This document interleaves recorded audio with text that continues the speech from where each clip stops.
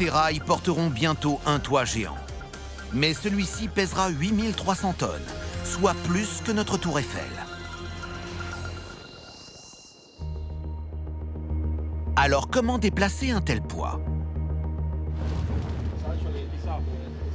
Andrew Agosto et les ingénieurs du Marlins Park tirent parti du poids du toit en acier.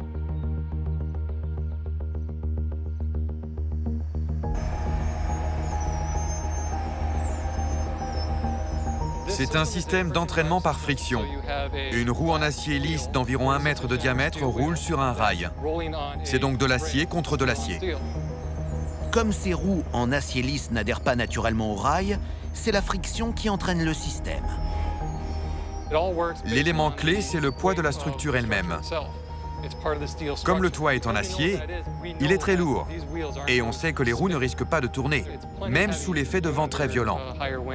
Ainsi, le seul poids du toit empêchera les roues de glisser. En contrepartie, il faudra un puissant système motorisé et des commandes à la pointe de la technologie pour le déplacer le long des rails.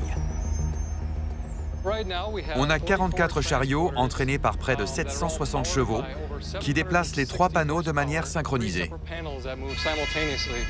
La force d'entraînement doit être distribuée de manière égale sur les 3 panneaux.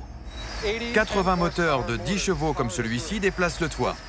C'est de là que vient toute l'énergie. Ces 80 moteurs permettent de s'assurer que chaque panneau se déplace à la bonne vitesse. En effet, lorsque le toit est en mouvement, il est impossible de prévoir la vitesse du vent à cette hauteur. Il faut donc s'assurer que les 3 panneaux se déplaceront à la même vitesse, même si le vent n'exerce pas la même charge sur chacun d'entre eux.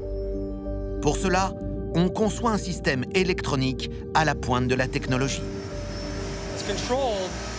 C'est contrôlé par des variateurs de vitesse électroniques qui se trouvent dans ces conteneurs. Chaque chariot est équipé d'un de ces variateurs. Ces variateurs sont des dispositifs qui contrôlent la vitesse de déplacement des panneaux et qui la régulent en fonction de la vitesse du vent, de la dilatation et de la contraction thermique. Ce système extrêmement sophistiqué est en quelque sorte le cerveau du toit. Chaque moteur sait ce que les autres font et les chariots qui entraînent le toit peuvent accélérer et ralentir de manière individuelle pour compenser l'effet du vent.